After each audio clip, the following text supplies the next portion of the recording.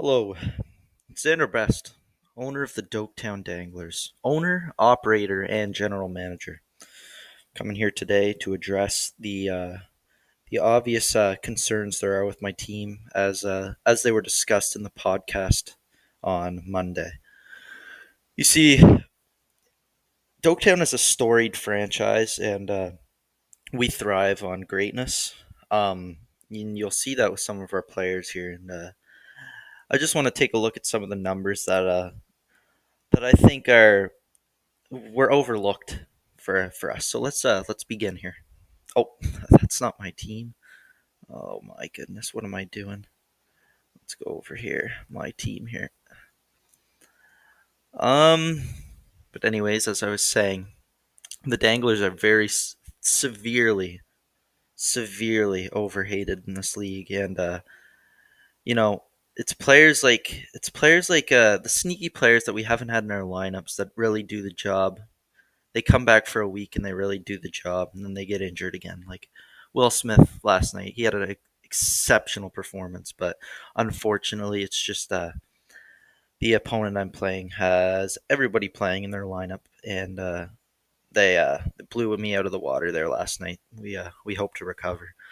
But obviously, we take a look at some of these players like Nathan McKinnon, who obviously was just moved for an even better player in Sidney Crosby, um, Marty Natchez, Mika Zibanejad. We got Jack Eichel, Mitch Marner. These are all pieces we've acquired for the playoffs. See, we're building a team for the playoffs right now, and yeah, we'll lose a couple week to week matches here, but we're really building for that playoff spot. Um, you know, just upgraded our D core there as we let's see if we can skip ahead to week 18 here. Yeah, let's just go like that there. Oh, it's still saying Nathan McKinnon's in my lineup, but that's okay. What about week 19? What's that saying? Oh, I don't know. But anyways, yes. If we go look at the trades we made here and the pending moves here, you'll obviously see there. I mean, we received Victor Hedman, who's injured. Miro Heiskanen, Sidney Crosby, and then we obviously shipped off Brandon Bussey, who's been an outstanding goalie this year, but we just don't need him. And obviously Nathan McKinnon. So those are just playoff pieces there, and right down here another one of getting Malkin for seemingly nothing, just a Vince Dunn in there. So obviously gonna pick him up. I don't know what the deal is with Malkin. I think people thought he was injured, but no, he's all right. Um, anyways, but let's really break down some of the numbers I wanted to get into here. How do I get to the score on computer? Okay. Can I go to? No, I don't think I can. But anyways, let's begin the first matchup here. Obviously, kind of just the first matchup of the year. Didn't nobody knew what to expect. The Danglers squeaked by with a win there. Could have been anyone's game, but the Danglers got it done and improved to a 1-0 record. Second matchup here, Danglers were trying to find their footing, and they just got pumped to an Ag United team that was phenomenal that week. Then we go to match three. This is where the Danglers get a little concerned. 1-2 to start the season.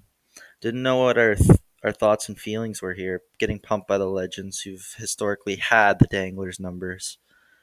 But we kept pushing, and into match four here, we beat a Nova Scotia division rival in the Sydney Slayers, Snow Angels, whatever they're called at this point. Yeah, just it was a blowout from the Danglers. We needed that one and broke even there. Danglers beat the Lord of the Stinks in a close matchup, but ultimately they won, so it doesn't matter.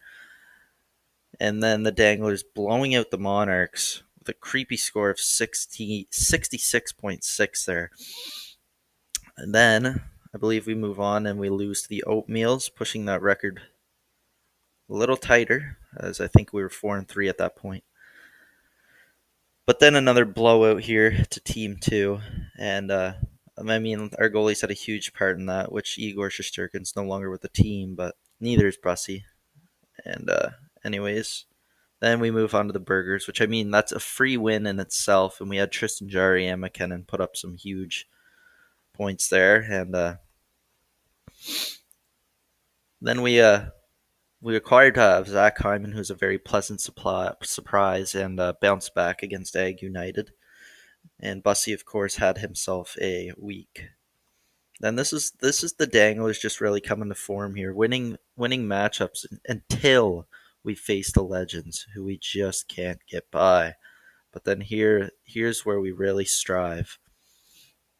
Beating the Slayers in a close matchup in week 12. And I believe we win again against the Stinks in week 13. Then we go to week 14. Things are really looking good for the Danglers. A stat corrected win. And then week oh 15. Lose to the Monarchs.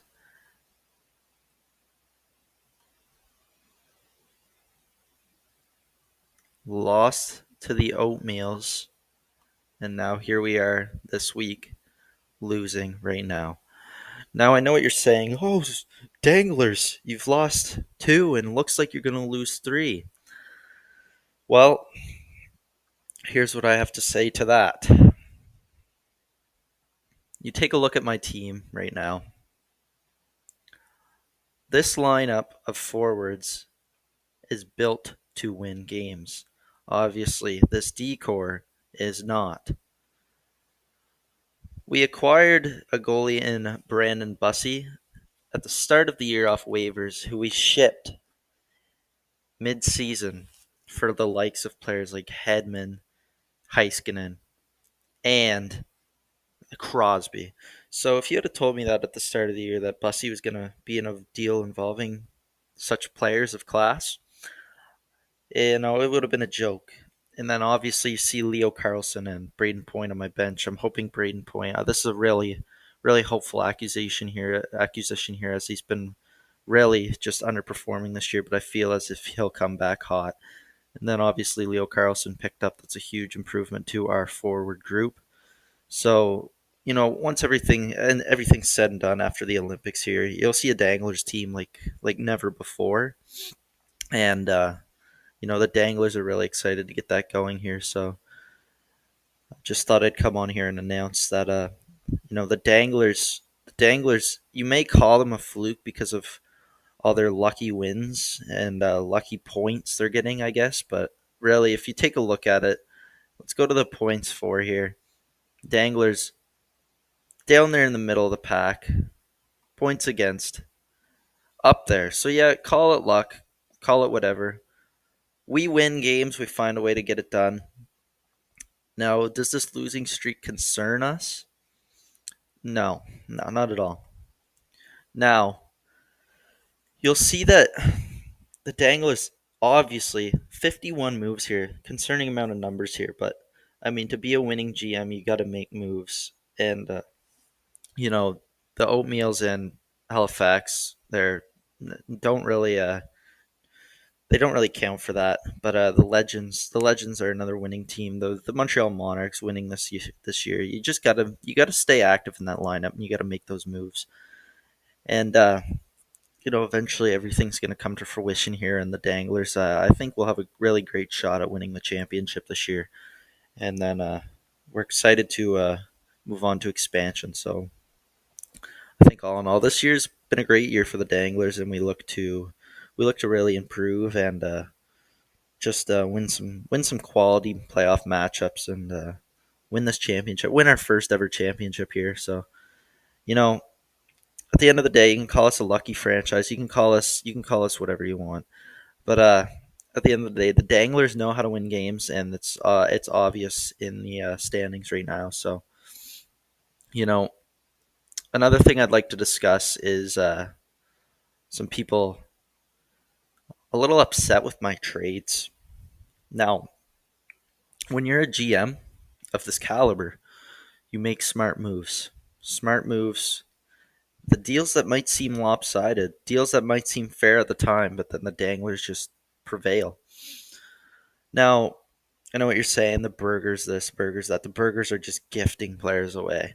Well, in order to get these players, you have to give away a lot. And whether that be future assets like the draft picks, you're just going to have to give them away.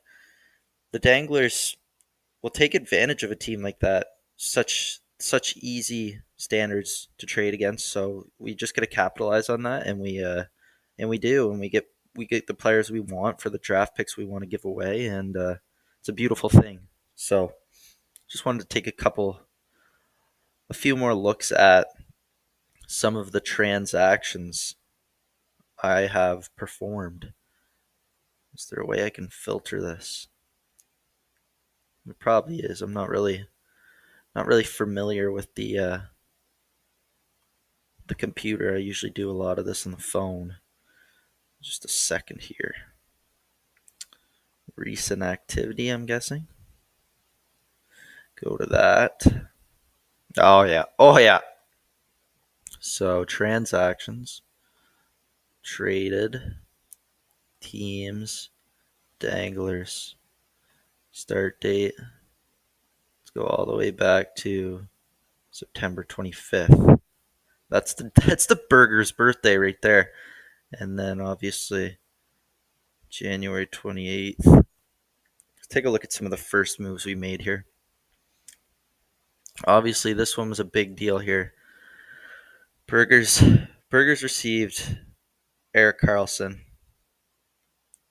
Danglers trade off Eric Carlson, Mitch Marner here for Will Smith, Jake Wallman, and Jared McCann.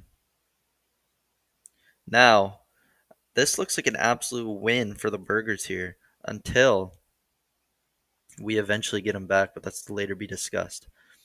Another bombastic trade here where the Danglers picking up a Matthew Schaefer young rookie off waivers and eventually flipping him. Flipping him.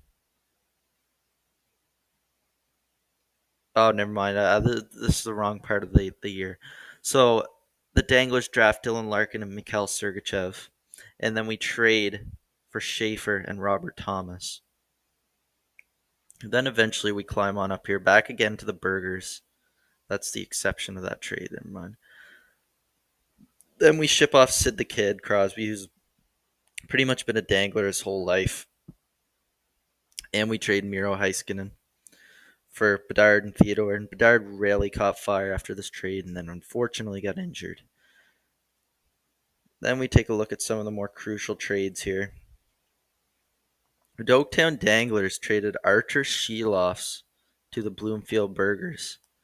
Then the Bloomfield Burgers traded Andre Vasilevsky to the Doketown Danglers, which at the time, Vasilevsky was playing some of his worst hockey, and Evan Thomas and the Burgers were just looking to acquire something steady. And basically giving away Vasilevsky for free, just not a smart hockey move. But then the Danglers did something even stupider and dropped Vasilevsky, so he was just picked up again ultimately by, I forget, I think the Dangler or the Burgers. Then we look at this. Danglers ship off Marchand. Danglers also ship off Vasilevsky, so it was quick. And then they ship off Jared McCann for Mika Zibanejad, who's literally the only player in my lineup now, as Jasper Bratt was dropped. And then we go up here. This was a big trade for the Danglers, obviously winning this one, receiving Noah Dobson and Zach Hyman and Travis Konechny. Now Igor Shesterkin's injured and Drake Batherson, he's alright, but then the Burgers just gave away Vince Dunn to the Danglers. We got him for free. So the Danglers use him to get Malkin for some reason. We got him. Then the Danglers pull off a masterclass and get back Marner. They also get Eichel, and then they also get Marty Necas for Matthew Schaefer and Connor Bedard. That's pretty much all the deals I want to look at there. I think overall the Danglers are managing and playing their cards well, and I know a lot of league managers, team managers can get a little fired up over how well the Danglers are doing. A historically new franchise here. Um, you know, starting off just kind of like the Vegas Golden Knights, just winning a lot, and it can catch the league by storm here. But the Danglers, they're here to stay, and they're here to win, and they're here to win for a long time. That will be it for my league addressment. It's been a good Wednesday afternoon. I hope everybody does well in their matchups, and you know the Burgers never say never. It's a never say never with that 1% there. And yeah, anything can happen in this league. Anything can happen. Signing off.